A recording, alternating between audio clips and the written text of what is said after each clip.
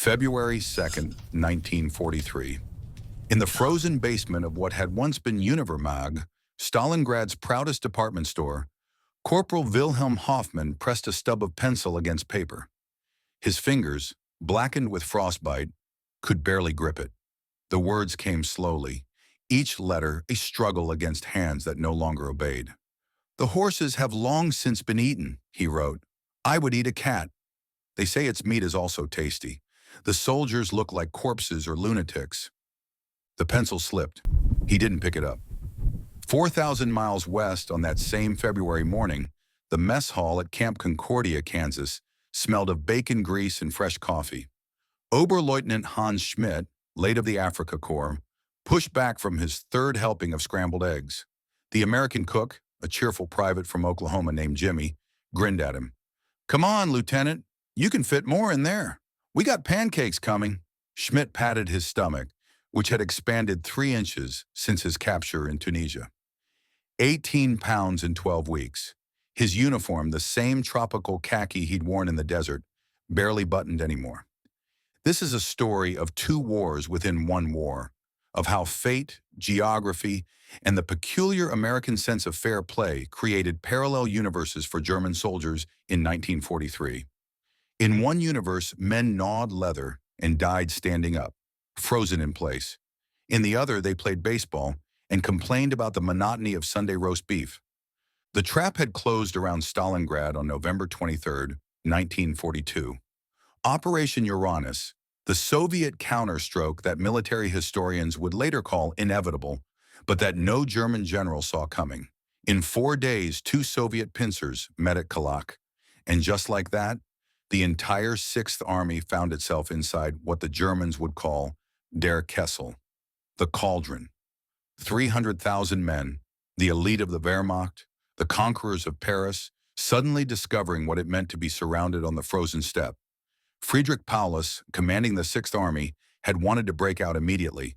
He could have done it in those first days of confusion. But Hitler, safe in his wolf's lair 1,000 miles away, had screamed over the radio, "The 6th Army will hold its positions. The Luftwaffe will supply you from the air." Reichsmarshal Hermann Göring, whose girth had never missed a meal, promised the Führer that his air force could deliver 500 tons of supplies daily to the trapped army. The mathematics were simple and merciless.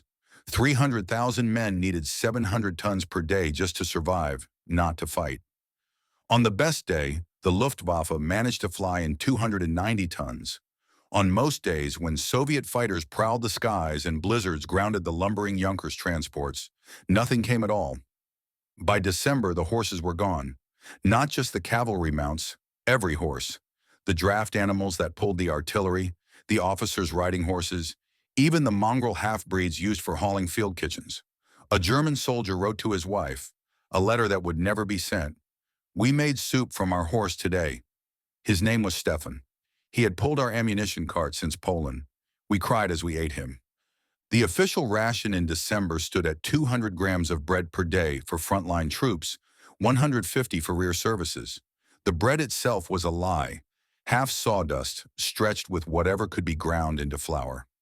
Men learned to eat it slowly, very slowly, making each gram last, fooling their stomachs into thinking there was more. They learned that leather, if boiled long enough, released a kind of glutinous broth. Belt leather was best.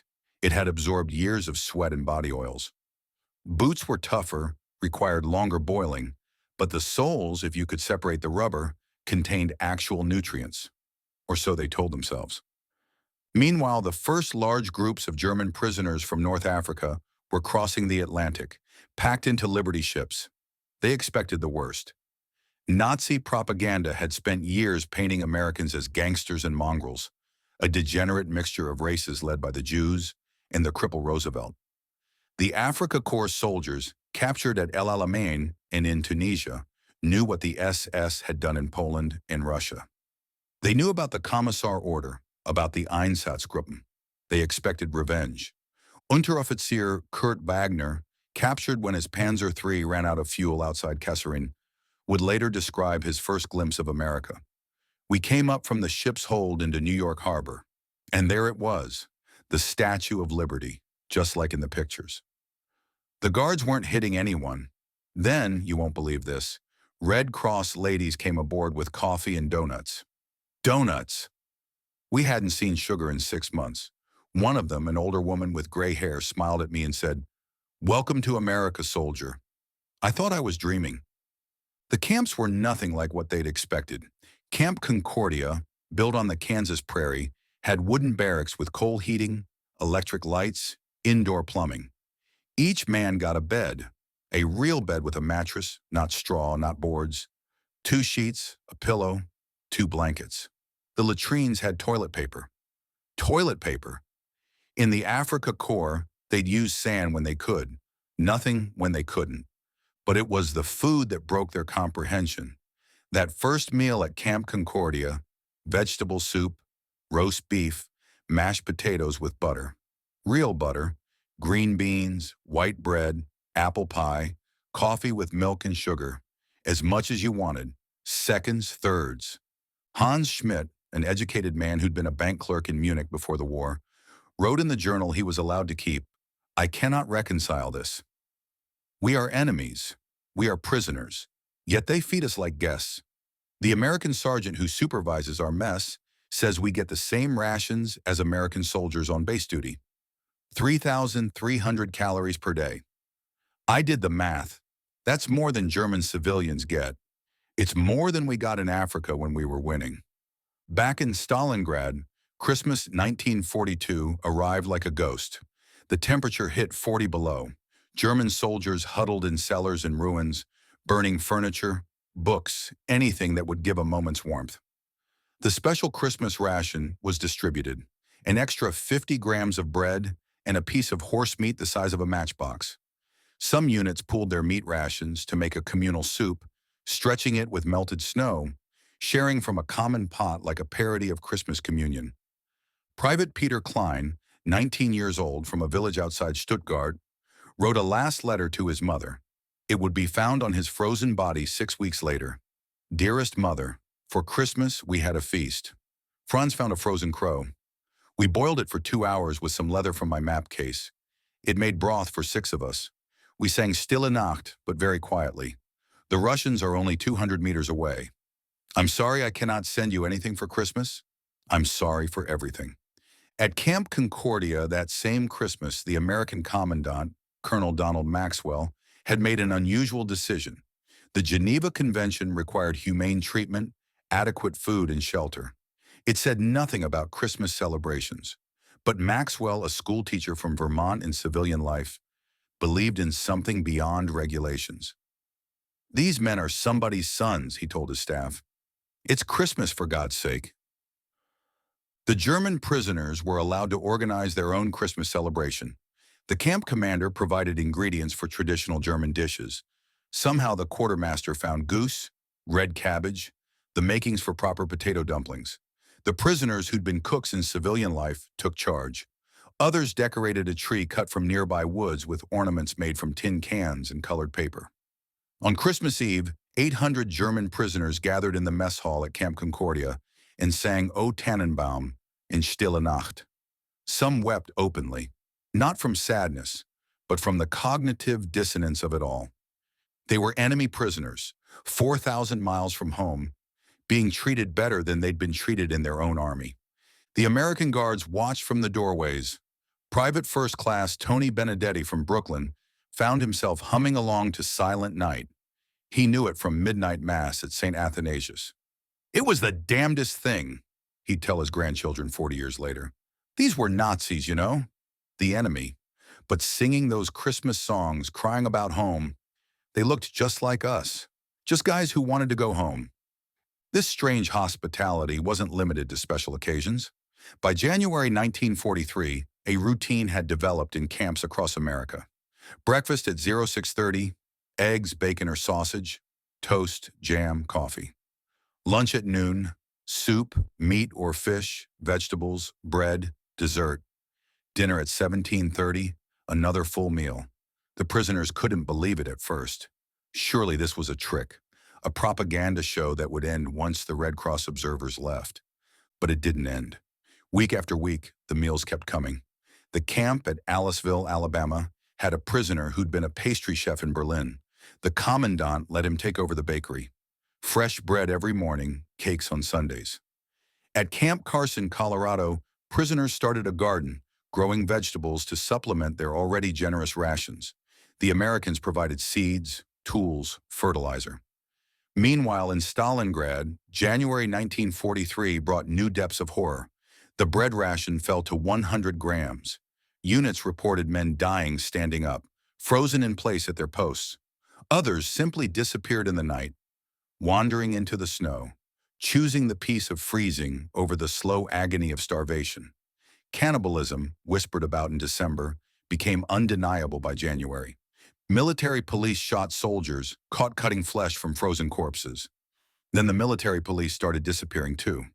The Luftwaffe's promise of aerial supply had become a cruel joke.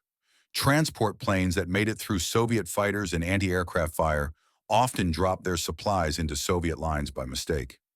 When supplies did reach German positions, they might contain anything but food. Iron crosses for propaganda purposes, promotional materials for back home, even contraceptives. Someone in Berlin thought surrounded soldiers needed contraceptives. One crate opened with desperate hope contained nothing but pepper. 4 tons of pepper for men eating leather soup. In Kansas, Sunday became a day the German prisoners looked forward to. Not for religious services, though those were allowed and well attended, but for the American visitors.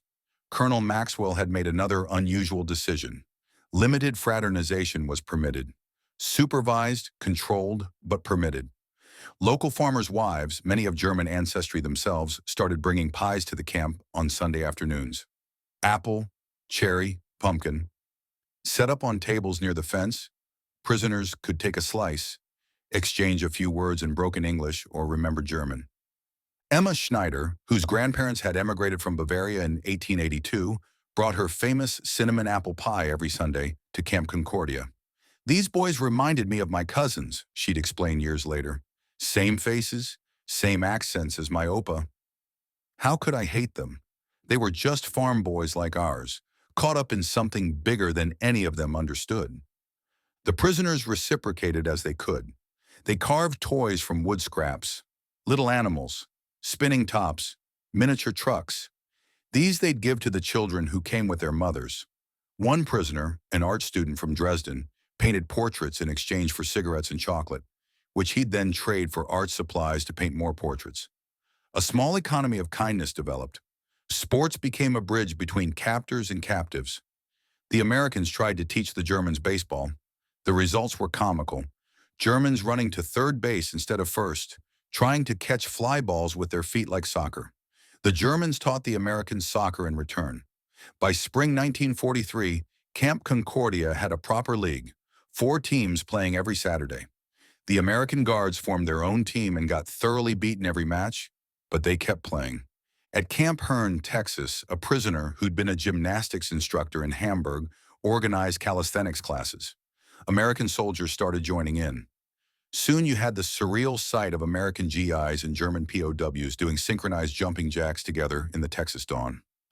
Back in Stalingrad, as January turned to February, the end was obvious to everyone except Hitler. On January 8th, the Soviets had offered surrender terms: honorable capitulation, food, medical care for wounded. Paulus, still obeying the Führer's orders, refused. The Soviets attacked 2 days later with 7,000 guns. The German defensive line, held by men who could barely stand, collapsed in hours. By late January, the Sixth Army held only a few square miles of ruins. 30,000 wounded packed into cellars without medicine, without heat, without hope. Doctors operated without anesthesia. They'd run out in December. Amputations were performed with hacksaws. The wounded who survived surgery usually died of shock or infection within days. On January 31, 1943, Paulus surrendered. Hitler had promoted him to field marshal the day before, expecting him to commit suicide. No German field marshal had ever been captured alive. Paulus chose life, what was left of it. Of the 300,000 men surrounded in November, 91,000 stumbled into Soviet captivity. The rest were dead, from starvation, cold, disease, combat.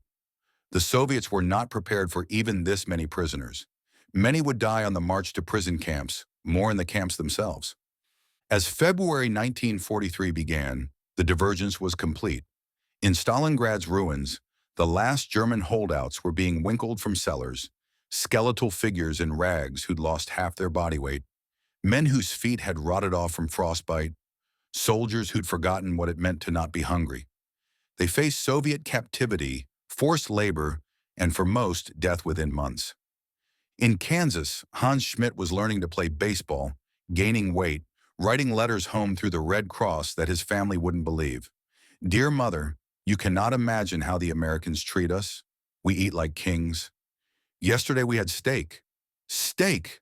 I'm getting fat. Please don't worry about me. The guards at Camp Concordia had started calling him Schmitty. He was picking up English, teaching German to interested guards, and discovering he had a talent for shortstop. On Sunday afternoons, he helped Emma Schneider with her English in exchange for extra pie. He was 24 years old, 3,000 miles from the nearest fighting, and starting to imagine something he hadn't thought possible since 1939, a future after the war. Two worlds, one war, and the difference between them would echo for generations. June 15th, 1943. A wheat field outside Hays, Kansas, golden under the prairie sun. Franz Kugler, formerly Unteroffizier in the 21st Panzer Division, wiped sweat from his forehead and looked across endless acres of grain ready for harvest. 6 months ago, he'd been manning an anti-tank gun in Tunisia, convinced he was fighting for the future of the German race. Now he was earning 80 cents a day helping to feed America. The farmer, a weathered man named Earl Patterson, worked alongside him. Patterson had lost his eldest son at Kasserine Pass, killed quite possibly by Kugler's own unit. He knew this. Kugler knew he knew. Yet here they were, side by side, racing against thunderclouds building on the western horizon, trying to get the wheat in before the storm. "Franz," Patterson called out over the threshing machine's roar. "Check that belt tension, would you? Looks loose." By mid-1943, America held over 200,000 German prisoners of war. They were spread across 511 camps in 46 states, from the pine forests of Maine to the deserts of New Mexico. Each camp operated under the same regulations, the same Geneva Convention requirements, yet each developed its own personality, its own peculiar relationship between captors and captives. The labor program had begun out of necessity.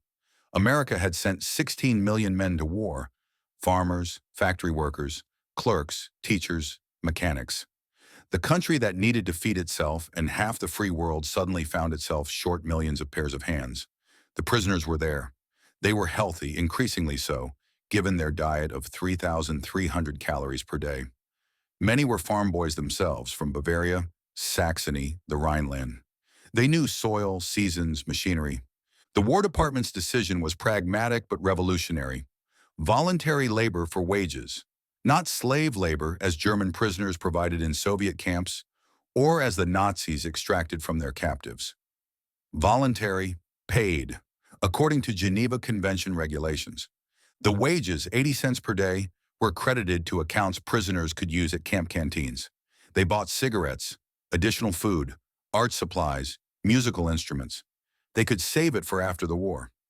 Some sent money home through the International Red Cross, not knowing if their families were alive to receive it. At Camp Concordia, something extraordinary was taking shape. The prisoners had started with small gardens, growing tomatoes and cabbage. Then someone suggested a gazebo for shade. The gazebo became a beer garden. The beer garden needed proper tables, benches. Someone who'd been a carpenter in civilian life knew how to make traditional Bavarian furniture. Another had been a muralist. He painted alpine scenes on the mess hall walls. By September 1943, they had built Klein Bayern, Little Bavaria, complete with half-timbered facades on the barracks, window boxes full of geraniums, a functioning brewery, near beer only but still, and a bandstand where a prisoner orchestra performed every Sunday. The American guards were as proud of it as the Germans. Visitors came from hundreds of miles away to see this piece of Germany blooming on the Kansas prairie. Colonel Maxwell encouraged it. "Let them have their culture," he told skeptics. "Let them remember who they were before Hitler. Maybe they'll want to be that again." The camp newspaper, Der Ruf, The Call, published twice weekly in German, carried more than soccer scores and camp news. The prisoners, with American approval, printed articles about democracy, about federalism, about the American Constitution. Many prisoners were reading about democratic governance for the first time in their lives. Hitler had banned such materials in 1933. Corporal Willy Becker, who'd been a print shop apprentice in Leipzig, found himself setting type for Thomas Jefferson's words translated into German. Alle Menschen sind gleich erschaffen. All men are created equal. He told his bunkmate it made him dizzy to read such things without fear of the Gestapo. At Camp Hearn, Texas, the prisoners had created something even more ambitious, a university. They called it the Der Stacheldraht Universität, barbed wire university. Prisoners who'd been professors, engineers, teachers in civilian life organized classes: mathematics, physics, literature, history, English. The Americans provided textbooks, paper, even microscopes for biology classes. Dr. Hermann Fechner, who taught mechanical engineering at Munich Technical University before conscription, found himself with 200 eager students. They had no future in the Wehrmacht, but perhaps they had one as engineers. The Americans let him order technical journals, engineering handbooks. His students designed bridges they would never build, calculated stress loads for imaginary skyscrapers, dreamed of peacetime applications for their learning. The theater group at Camp Algona, Iowa, had started with simple skits for fellow prisoners. Then someone suggested Shakespeare. After all, the plays were public domain, no royalty issues. Their first production of A Midsummer Night's Dream in German was performed for prisoners only. But word spread. The camp commander's wife, a former high school drama teacher, asked to attend. Then the mayor's family. Soon half of Algona was trying to get tickets. By December 1943, they were performing for mixed audiences, prisoners and townspeople together in the camp recreation hall. The German bottom, with his donkey head, got the same laughs in Iowa as he would have in London. During intermission, prisoners served coffee and strudel they'd baked themselves, recipes from their grandmothers, ingredients provided by Uncle Sam. Mrs. Helen Morrison, Algona's librarian, wrote to her sister, "It's the strangest thing. We sit there watching German prisoners perform Shakespeare, and for 2 hours the war doesn't exist. They're just young men putting on a play, and we're just an audience enjoying it. Then the lights come up, and we remember they're the enemy, and our boys are dying fighting their comrades." Not everyone approved. Congressman Richard Nixon of California, yes, that Nixon, complained on the House floor. While American soldiers are suffering in German stalags, we're coddling Nazis with Shakespeare and strudel. But the program had powerful defenders. Eleanor Roosevelt visited 6 camps personally in 1943. She sat with prisoners at meals, attended their church services, watched their theatrical performances. At Camp Campbell, Kentucky, she asked a table of young Wehrmacht soldiers what surprised them most about America. Through a translator, one replied, "That you let me answer this question honestly, without fear." She included that exchange in her nationally syndicated column, My Day. The First Lady wrote, "These young men will return to Germany after the war. They will remember not American cruelty, but American kindness. They will remember not propaganda, but reality. Each well-treated prisoner is a seed of democracy we plant for the future." Meanwhile, those 91,000 prisoners from Stalingrad faced a different reality. The march from Stalingrad to the railheads took weeks. No food beyond occasional handfuls of grain, water from snow. Those who fell were left to freeze. Soviet civilians who had suffered unimaginably under German occupation lined the roads. Some threw stones, others just watched, hollow-eyed as the scarecrows that had been the mighty Wehrmacht stumbled past. Obergefreiter Kurt Reuber, who'd been a pastor and artist in civilian life, kept a sketchpad hidden in his coat. His drawings from the march, when they were discovered after his death, showed walking skeletons, men carrying dead comrades to delay the inevitable, faces that had forgotten what hope looked like. Of the 91,000 who began the march, perhaps 50,000 reached the camps alive.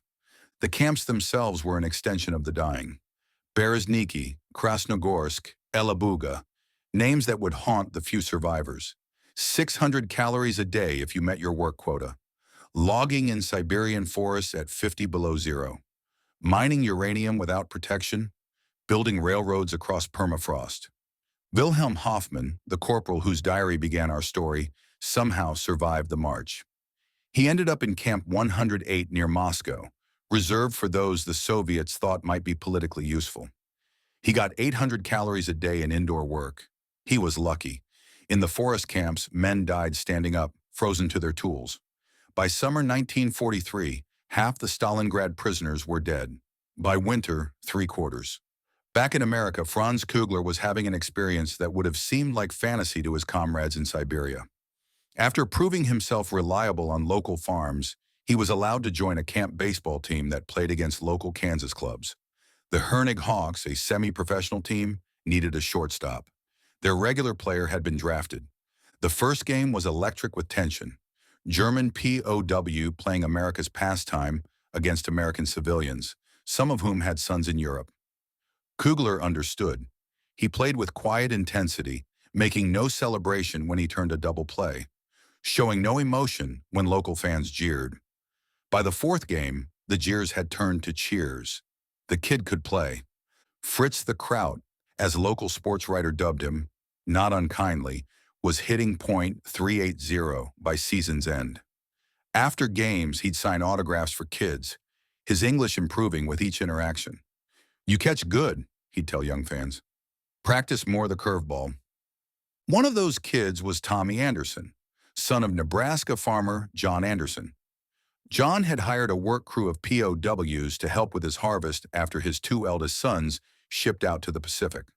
One of them, a Panzer mechanic named Hans Miller, fixed John's perpetually broken John Deere tractor. Not just fixed, rebuilt it better than new. "These boys work sunrise to sunset," Anderson would tell anyone who'd listen. "No complaining, no shirking." Hans, he had a gift for machinery. That tractor never ran better. When they came to take the crew back to camp for the last time, Hans gave me a carved wooden horse he'd made for Tommy. We shook hands. Hell, we both had tears. They would correspond for 20 years after the war, until Hans's death in 1967.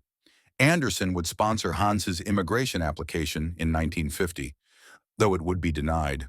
Former Wehrmacht soldiers faced restrictions, but the letters continued. Kansas weather and harvest reports answered by news of rebuilding Munich, of Hans's new garage business, of his daughter who wanted to study in America. At Camp Crowder, Missouri, an unusual cultural exchange was underway. The prisoners had noticed Americans' fascination with sauerkraut, but horror at how it was made industrially. A prisoner from Bavaria, August Hoffmann, had been making kraut the way his family had for generations. He offered to teach interested locals.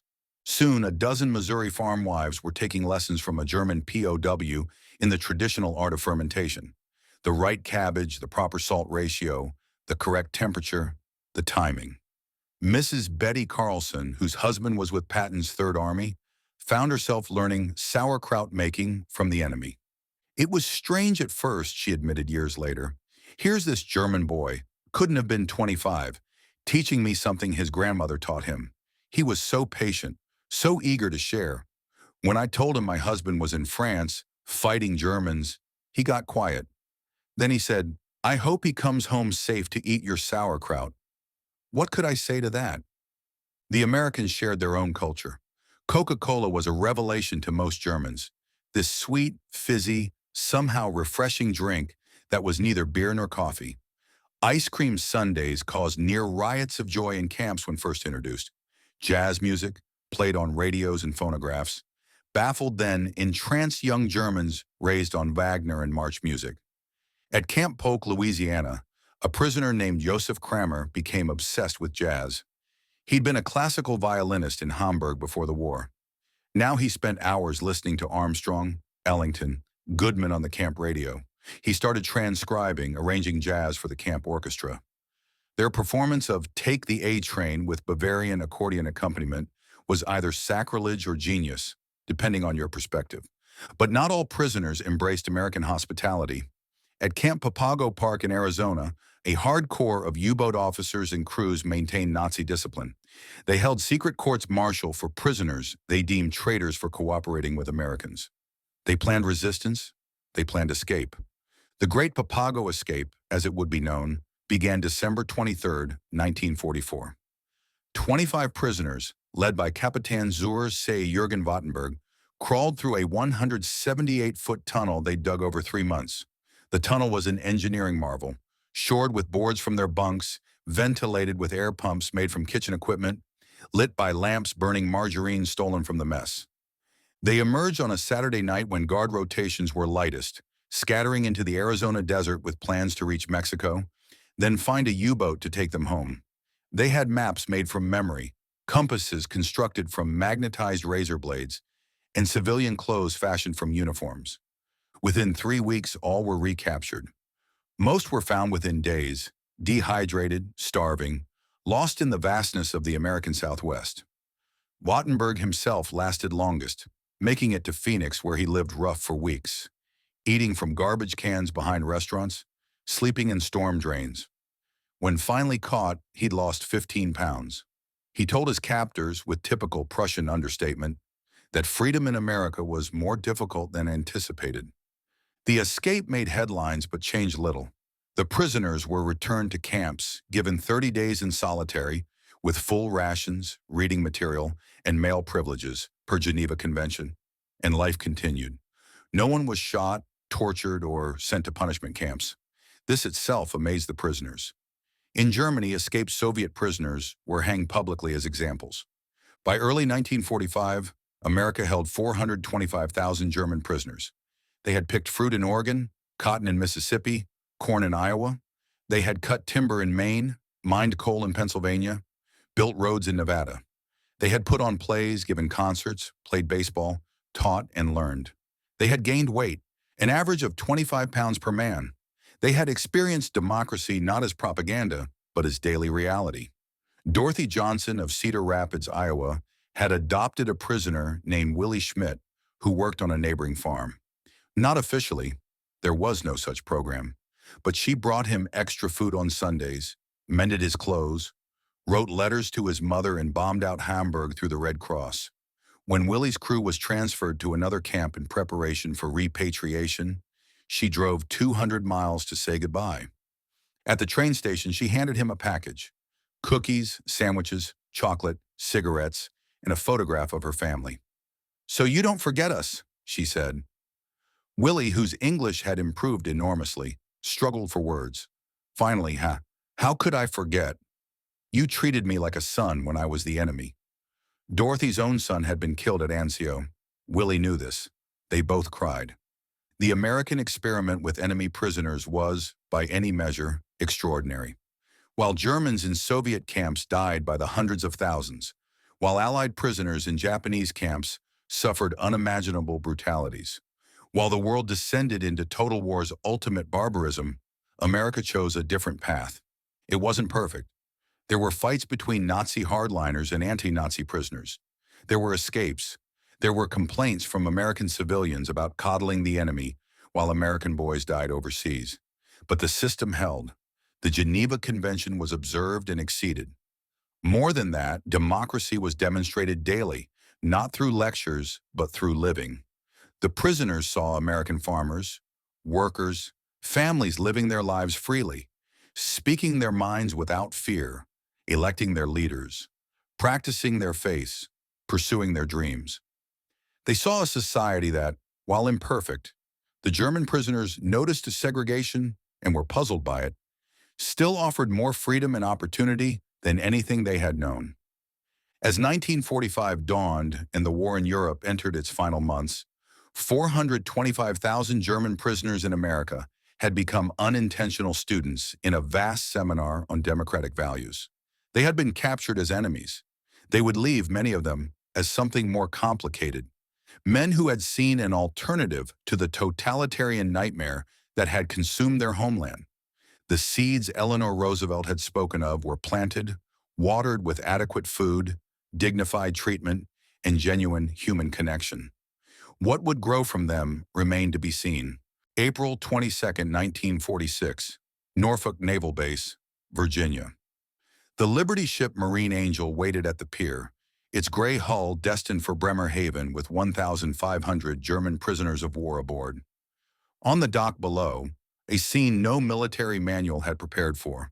American families, farmers, housewives, children, crying as they said goodbye to enemy soldiers. Martha Henderson from Smithfield had driven 3 hours with a basket of fried chicken and cornbread for her boys, 6 prisoners who'd worked her tobacco farm for 2 years after her husband died at Omaha Beach. She pressed the basket into the hands of Feldwebel Otto Zimmermann, who'd learned enough English to joke with her grandchildren, who'd repaired her roof without being asked, who'd held her when she cried on the second anniversary of D-Day. "You tell your mother," Martha managed between sobs, "that I kept her boys safe. You tell her that." Otto, tears streaming down his weathered face, could only nod. Around them, similar scenes multiplied and broke hearts. The United States government had created something it never intended: genuine human bonds between enemies. The repatriation had begun slowly in late 1945, then accelerated under international pressure. The Geneva Convention was clear: prisoners must be returned without delay after cessation of hostilities. The war in Europe had ended May 8, 1945.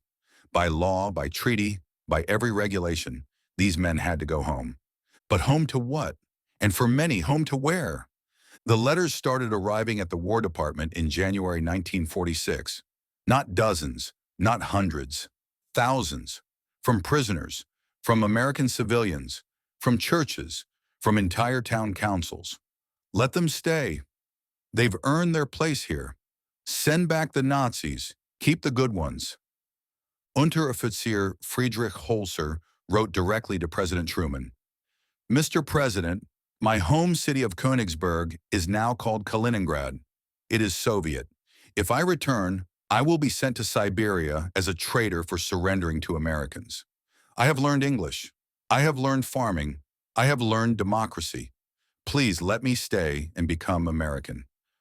The files at the National Archives contain 14,000 such letters, each one a story, a plea, a dream deferred. The State Department's position was immovable. America had signed agreements with the Soviet Union about prisoner repatriation. To keep Germans from Soviet zones would violate these agreements, strain the already fragmenting alliance. More practically, if America kept German prisoners, what would stop the Soviets from keeping American prisoners who'd been liberated from German camps and were now in Soviet-controlled territory? Franz Kugler, the shortstop from Kansas, had become something of a local celebrity. The Hernig Hawks wanted to sign him professionally, an unprecedented situation. The team's owner, a car dealer named Big Jim Morrison, offered to sponsor Franz's immigration, provide a job in the off-season, even had a lawyer research precedence.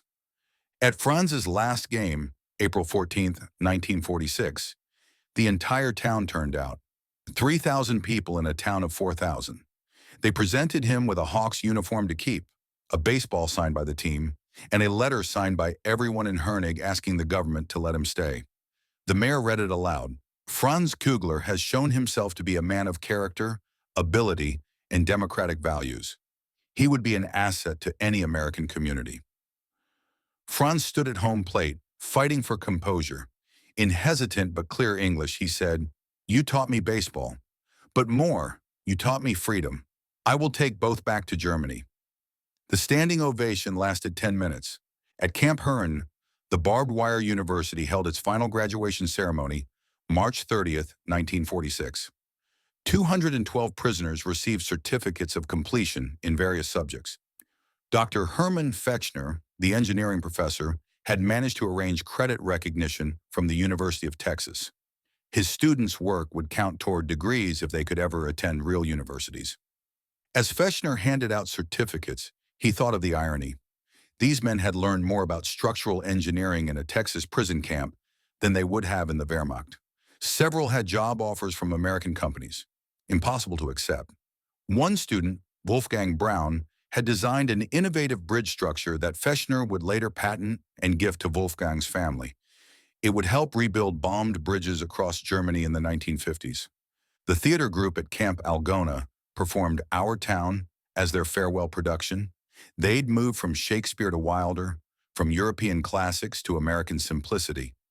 The story of ordinary life in Grover's Corners, New Hampshire, performed by German prisoners in Iowa, shouldn't have worked. But when the stage manager, played by a former Panzer commander, delivered the final lines about appreciating life while living it. There wasn't a dry eye in the house. Helen Morrison, the town librarian who'd attended every performance, wrote in her diary, "These boys understood Wilder better than we did. They knew what it meant to lose everything ordinary and precious. When they talked about the beauty of mundane life, they meant it. They'd seen the alternative." Meanwhile, the Soviet Union was finally releasing some German prisoners, not from mercy but from practicality. They'd extracted what labor they could. The survivors were more burden than benefit. In 1946, trainloads of human wreckage began arriving at Frankfurt an der Oder, the exchange point between Soviet and Western zones. Wilhelm Hoffmann, our Stalingrad diarist, wasn't among them. He remained in Camp 108, then was transferred to a uranium mine in Kazakhstan. Of the 91,000 captured at Stalingrad, fewer than 20,000 were still alive in 1946. By 1950, perhaps 12,000. When Stalin died in 1953, Chancellor Adenauer negotiated for the return of remaining prisoners. In 1955, 10 years after war's end, the last 5,000 Stalingrad survivors came home. Hoffman weighed 38 kilograms, 84 pounds, when released from Vorkuta labor camp in October 1955. His wife didn't recognize him at the reception center. His children, teenagers now, had no memory of their father. He would live until 1990 but rarely spoke of his experiences. Once near the end, he told an interviewer, "In Stalingrad, we ate leather and thought it was the worst humans could endure. In the camps, we learned there is no bottom to human cruelty, but also, strangely, no limit to human endurance." Back in America, the departures continued through spring 1946. At Camp Concordia, they dismantled Kleinbayern, their Bavarian village. The prisoners wanted to leave it for the Americans, but regulations demanded camps be returned to original condition. They saved one thing, the gazebo where the camp orchestra had performed. Colonel Maxwell had it moved to the Concordia City Park. It stands there still, with a small plaque most locals have forgotten how to read. Erbaut von deutschen Kriegsgefangenen, 1943 bis 1946. Built by German prisoners of war. Hans Schmidt, who'd started our story gaining weight in Kansas, had become something more than a prisoner by 1946. He taught German at the local high school, helped with harvests on 5 farms, played third base for the camp team, and fallen in love, though he never acted on it, with a school teacher named Mary Brennan who volunteered at the camp library. His last letter from Camp Concordia, preserved in Mary's effects, donated to the Kansas Historical Society after her death in 2003, reads, "Dear Miss Brennan, you asked what I will remember most about America. Not the food, though I gained 30 pounds. Not the kindness, though it saved my soul. I will remember that here, for the first time in my life, I could speak my thoughts without fear. That is the freedom you gave me. That is what I will build in Germany." Hans would become a city councilman in rebuilt Munich, a quiet advocate for democracy who never forgot Kansas. Every Christmas until his death in 1987, he sent cards to the 14 American families who'd befriended him. Mary Brennan never married. She kept Hans's letters in a box marked, "What Might Have Been." The most wrenching departures came from camps near the East Coast. Prisoners from rural camps had to be transported to ports, giving American families one last chance to say goodbye. The scene at Grand Central Station in New York, April 28, 1946, when 2,000 prisoners passed through, made national news. Hundreds of American civilians had traveled from New England to see off their prisoners. The Salvation Army set up coffee stations. Red Cross volunteers distributed comfort packages. An elderly woman from Vermont, Mrs. Elizabeth Hartley, handed out 200 hand-knitted scarves to prisoners she'd never met. Asked why by a reporter, she said, "My son is buried in France. These boys' mothers will get them back. It's what I hope some German mother would have done for my boy." But not everyone was going back to mothers. Approximately 40,000 prisoners were from territories now controlled by the Soviet Union or Poland. They faced immediate arrest as traitors for having surrendered rather than died. Some would be shot. Most would be sent to Soviet labor camps. having survived American custody only to perish in Soviet ones. Oberleutnant Erich Mansfeld from East Prussia stood at the rail of the Liberty ship General Sturgis as it left New York Harbor, May 2, 1946. He'd written repeatedly to authorities, begging not to be sent to the Soviet zone. All rejected. He watched the Statue of Liberty recede and made his decision. Witnesses saw him salute the statue, then jump. He was pulled from the water, unconscious but alive. The ship continued to Europe. His fate after reaching Soviet-controlled territory is unknown.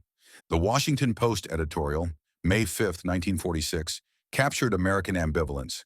"We taught these men democracy. We showed them freedom. Now we send them back to Stalin. We follow the law, but what of justice?" By July 1946, most camps were empty. The economic impact was immediate. The 1946 harvest struggled without prisoner labor. Food prices rose. Several small towns that had economically depended on nearby camps faced depression. Algona, Iowa, lost 4,000 consumers overnight when Camp Algona closed. 3 businesses failed within 6 months. But something unexpected happened over the following years. Letters began arriving from Germany. Thousands, then tens of thousands. Former prisoners writing to American families. Guards, teachers. They wrote about rebuilding, about applying what they'd learned, about teaching their children English, about democracy taking root in rubble. Kurt Boehme, who'd been a Wehrmacht captain captured in France, spent 2 years at Camp Blanding, Florida. He worked in orange groves, learned English from a retired professor, read every book on democracy and economics in the camp library. He returned to Munich in 1946 to find his city obliterated, his family scattered, his country divided. But he had ideas, American ideas. He entered politics as a Christian Democrat, advocating for federal democracy on the American model. By 1964, he was Oberbürgermeister, Lord Mayor of Munich. At his inauguration, he said, "I learned democracy not from books, but from living it. In Florida, as a prisoner, I was freer than I ever was in Hitler's Germany." His story wasn't unique. Across West Germany, former POWs from America became quiet revolutionaries. They started businesses using American methods. They entered politics advocating American-style democracy. They taught their children English and sent them to American universities. They formed the Verben Deutscher Amerikaheimkehrer, Association of German America Returnees, which by 1950 had 50,000 members. 5,000 former prisoners managed to emigrate to America legally by 1950, before Cold War restrictions tightened. They had to find American sponsors, prove they weren't security risks, demonstrate valuable skills. Franz Kugler made it back in 1949, sponsored by Big Jim Morrison and the entire Herning Hawks baseball team. He played semi-professional baseball until 1955, then opened a successful automotive repair shop. He became an American citizen in 1954. His naturalization ceremony photo shows him in a Hawks uniform, hand over heart, tears on his cheeks. The transformation wasn't universal. Some prisoners returned to Germany unchanged, bitter, still Nazi in thought. But they were the minority. The U.S. Strategic Bombing Survey, conducting interviews in 1947, found that 74% of returned American-held POWs expressed positive views of democracy versus 18% of those returned from Soviet camps. The real testament came decades later. November 11, 1985, Veterans Day, the Washington Hilton, the German-American POW reunion organized by former prisoners who become American citizens. 75 former POWs, now in their 60s and 70s, hosting dinner for 50 former guards. Hans Schmidt, our Kansas weight gainer, now a retired Munich city councilor, delivered the keynote toast. Gray-haired, still sturdy, speaking English with only a trace of accent. 40 years ago, we were enemies. You had every right to treat us as such. You could have starved us, as our comrades starved in Russia. You could have worked us to death, as we worked Russian prisoners. You could have humiliated us, broken us, destroyed us. It would have been justice. Instead, you fed us. You sheltered us. You let us work with dignity. You showed us your democracy not through propaganda, but through daily life. You let us play baseball, laughter, badly, but you let us play. You let us learn, create, grow. You treated us as humans when we had forgotten what that meant. We returned to Germany different men. We helped build a new nation on the ashes of the old. Every democratic institution in West Germany, every free election, every peaceful transfer of power, these grew from seeds planted in places like Camp Concordia, Camp Herne, Camp Algona. You didn't just win the war, you won the peace. You turned enemies into friends, Nazis into Democrats, prisoners into free men. That was your greatest victory. The room erupted. Former enemies embraced. Old men wept. Master Sergeant Tony Benedetti, the Brooklyn kid who'd guarded the fence at Camp Concordia, bear-hugged Hans Schmidt. "You got fat in my camp," he laughed. "Best thing that ever happened to me," Hans replied. They spent the night sharing stories, photos of grandchildren, memories of a time when the world was broken and America chose to fix it with kindness. The last toast was raised at midnight by Colonel Donald Maxwell, 91 years old, the former commander of Camp Concordia. "We proved something in those camps. When the cannons roar, the laws don't have to fall silent. When hatred is easiest, mercy matters most. We showed the world that democracy's greatest weapon isn't its armies, but its values. Gentlemen, friends, here's to the better angels of our nature." The next morning, the group visited Arlington National Cemetery together. Former enemies laid wreaths on American graves. Former guards laid wreaths on the memorial to German war dead. They stood in silence, understanding that everyone had lost, everyone had suffered, but somehow, against all odds, humanity had won. The story of German prisoners in America is more than historical curiosity. It's proof that even in humanity's darkest hour, choice remains. While German soldiers in Stalingrad were reduced to eating leather and corpses, their comrades in Kansas gained 30 pounds eating the same rations as American troops. This wasn't accident or irony. It was a deliberate choice by a democracy to prove its values through actions. The numbers tell one story. Of 425,000 German POWs in American camps, fewer than 1% died, mostly from illness or accident. Of 3 million German POWs in Soviet camps, 35% died, over 1 million men. Of 5.7 million Soviet POWs in German camps, 60% died, over 3 million human beings. But the numbers don't capture the deeper victory. America had 425,000 opportunities for revenge and chose mercy 425,000 times. Each well-fed prisoner, each baseball game, each English lesson, each gesture of kindness was a small victory of civilization over barbarism.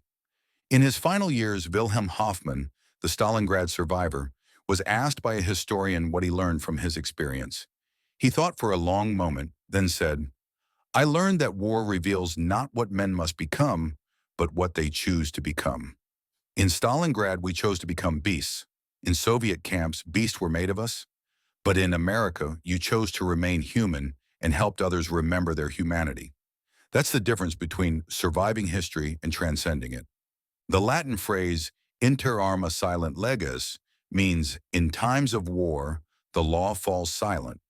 For 2,000 years, this was accepted as inevitable. America proved it false.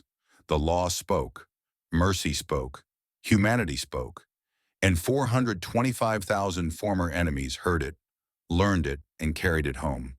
The final image isn't of victory or defeat, but of transformation. Split the screen.